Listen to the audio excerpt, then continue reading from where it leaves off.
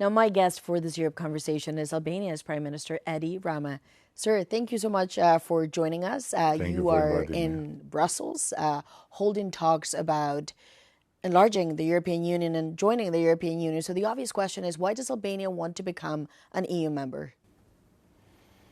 Because this is what we always wanted and that we finally can. So we came from a very long way and we were under different empires and finally of our own choice we want to join this empire. And, you consider it an empire, the European Union? Of course. In what way? An empire, in all the ways. A nice one. A nice one. Yeah. So, well, here's the thing. And the question why I asked you why now is you say it's a nice empire, but of course it has been a very difficult 3 years now for the European Union. Obviously, the war in Ukraine is having a lot of impact in the European conversation.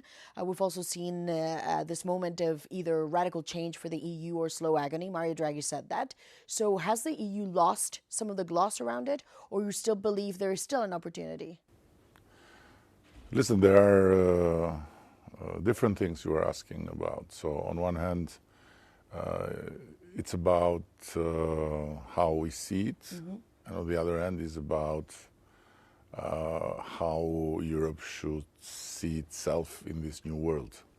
When it comes to how we see it as the only place we want to be, because it's the only place where certain things that we fought for are going to be guaranteed. And I'm talking about freedom, I'm talking about equality in front of the law, I'm talking about democracy in general.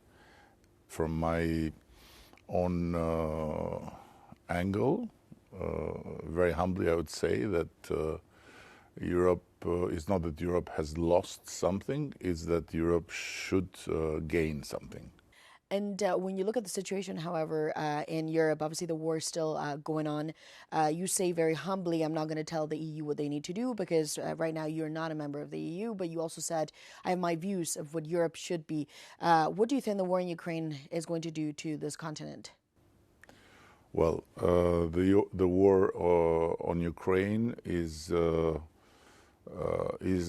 beyond Ukraine in a way, is a very brutal signal of changing world, of gathering storms of geopolitics, and of different ball game in the international arena. And for that, Europe needs to come out with an approach that is not based on the old new normal, because it's not going to come back, but it's based on how to make sure that it will not become irrelevant. So the war in Ukraine is a big test for all of us in many ways. And first and foremost, I believe in how much Europe will be able to, at the end, be a driving force for peace and not a force of war. You said it will depend on largely how this war ends, the reflection in Europe. If there's a bad deal in Ukraine, is that going to make Europe weaker? And is that a union that you want to be a part of, a weak union? Listen, it all depends. It all depends in this case because, let's face it, it doesn't look very comforting that the European Union or Europe as such, the democratic Europe, has not yet a peace plan for Ukraine. And this does not mean to compromise on the territorial integrity or to recognize the result of aggression in any shape or form, but it means to find a way to combine the resistance to the aggression with a realistic peace plan, and to make the utmost for offering both resistance, muscles in the arena, and vision of the future, of a common future, possibly, including Russia, when it comes to a path towards first peace and then cooperation. I know it looks like completely crazy to think in these terms today, but Europe has shown that enemies can become partners and partners can become friends. Of course, to go there, first and foremost, we all need to overcome the brutality of the aggression and to not reward the aggression, by no doubt.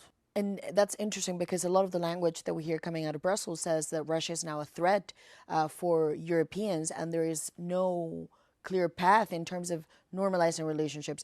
Are you looking at Russia as a country that is, yes, a threat to Europeans, or is there perhaps a way that you have to engage just because Russia's not going anywhere?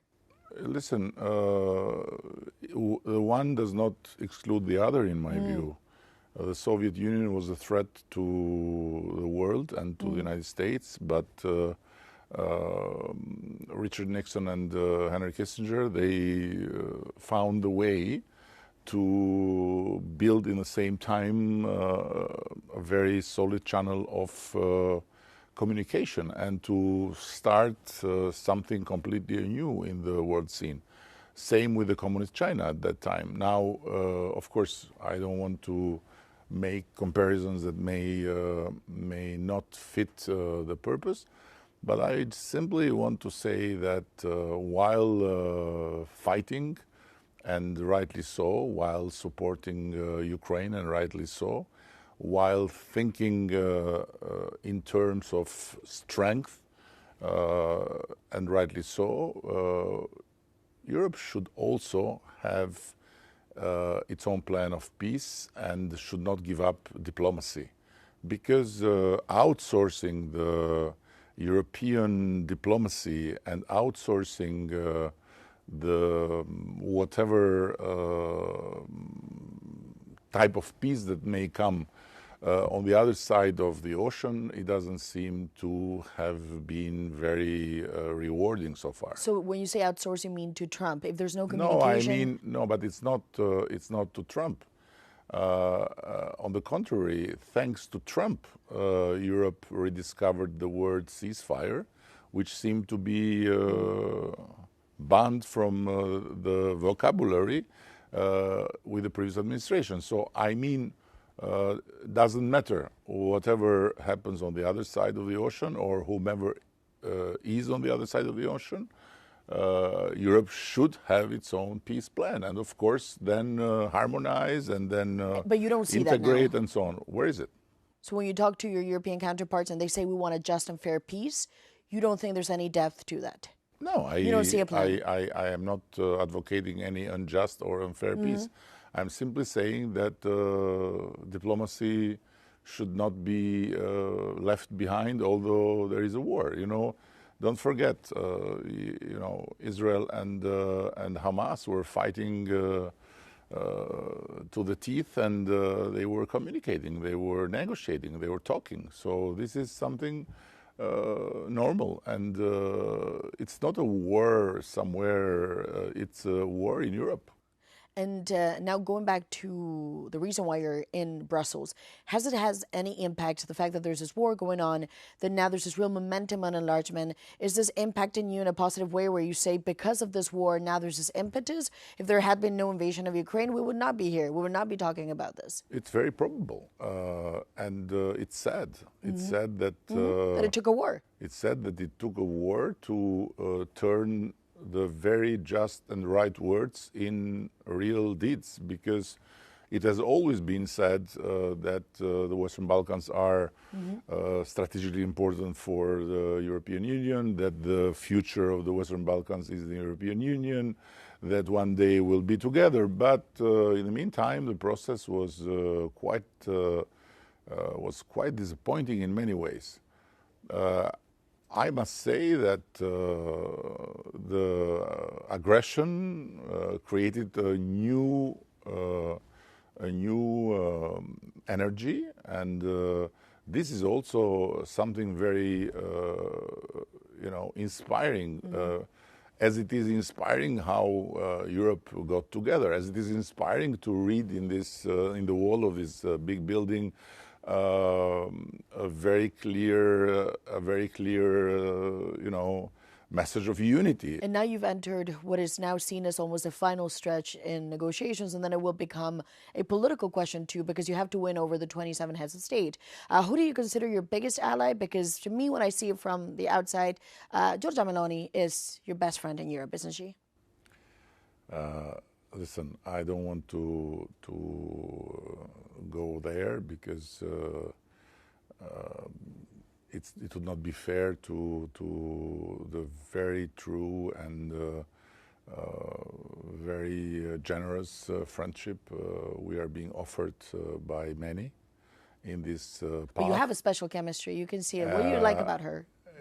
Yeah, you now are curious because she's a woman, you are a woman, but I must say that when it comes to Italy, there is something very special between Albania and Italy in general, and all the Italian prime ministers, independently from their political party or political colors of the government, they have been very good to us. And with Georgia is a special chemistry.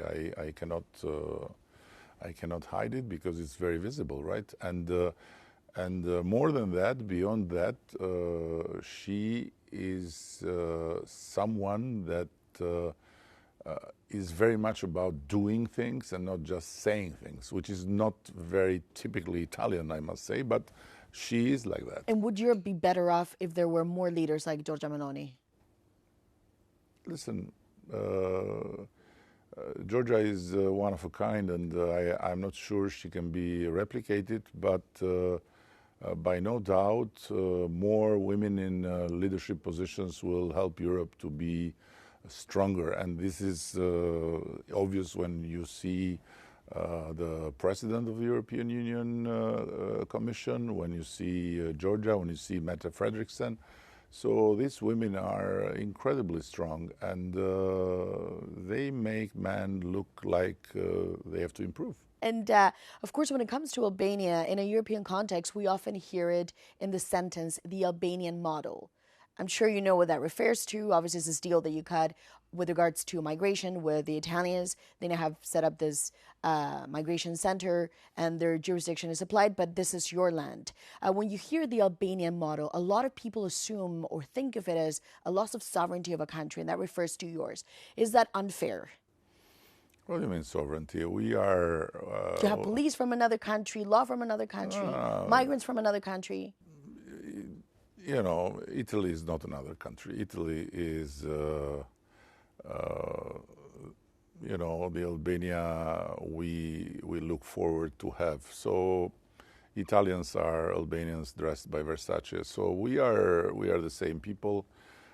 We speak two different languages. We are united by the same sea. We love many things. But when you hear the dark side of the Albanian model, what does that mean to you? Is that something that you go, it is unfair? And by the way, more countries would do this if they could.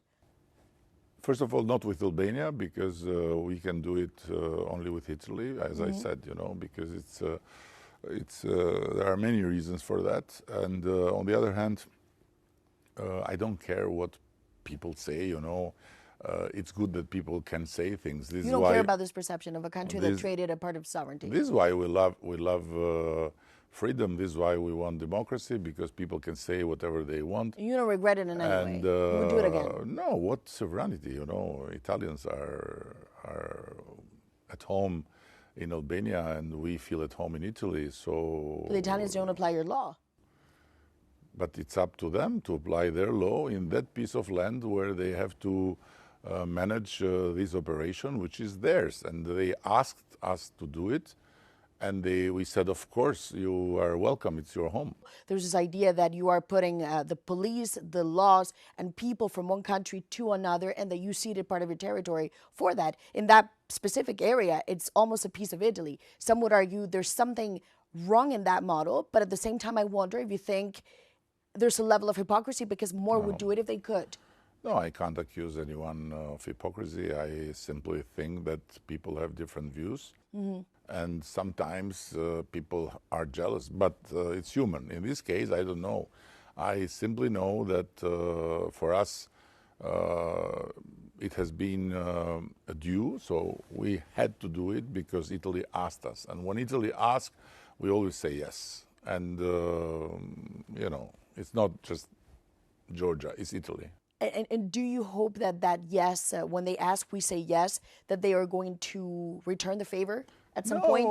Some argue it's a transactional relationship in a way. No, there's no transactional relation between Italy and us because Italy has done for us a lot without any favor asked in return. And I'll never forget the day we were so down because an earthquake hit us very, very strongly, and the first to arrive in our help were the Italian firefighters, and they entered under the rubbles to save lives of people they didn't know in a country they put their feet for the first time, and they did it like heroes. And Prime Minister, just a final question. You've said there's a lot of cliches and stereotypes about what Albania is. I didn't say that. You've never said that there. But I agree with you. No, but you've never said, because I've saw this in a sentence where you said there's ideas. Yes, there's ideas that have been presented about Albania that I find are a cliche or stereotypes of what Albanian people are. At the same time, some of your critics would argue what this collective imagination alludes to is this idea of perhaps mafias, crime, gangs. Is that something that you take serious and you say, well, it's not a stereotype, it's something we have to fight? And how do you do this dual path in which you change the narrative but also tackle issues like this? No, but the narrative has already changed, and it's changing every day, because now Albania is not anymore a mysterious shithole in the middle of Europe where you think that's how people perceived you? Everyone was imagining, you know, mafia and criminals and drugs and prostitutes and all the bad things. Now Albania is some of your critics say that's still an shining issue. Example where millions and millions of Europeans come to visit, and where they see that it's a piece of Europe that has to be part of the mosaic. While in the same time, do we have still issues with organized crime? Yes, we do. Who don't? Look at this city. This city is, you know, an example. And still there are great things happening here.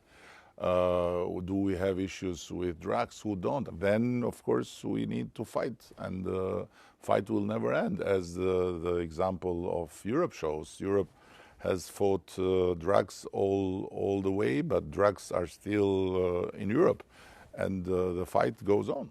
And the Commission also made that point, so you agree on that specifically too in the recommendations. So, Prime Minister... I agree with all the recommendations. I've never seen anything more objective, more brutally... So it was a good report. More brutally truthful and more amazingly inspiring than the European Commission report. We live for this book. Well, we'll tell the Commissioner. She'll be happy to see someone read it, start to end. They know, and we have some people that read it from the beginning to the end. I don't know how they survive that, but they do, and I just adore them, and I live for this book. Looking this book getting better and better is the legacy of my political life. Well, on that note, Prime Minister, thank you very much for joining us on Euronews. Thank you.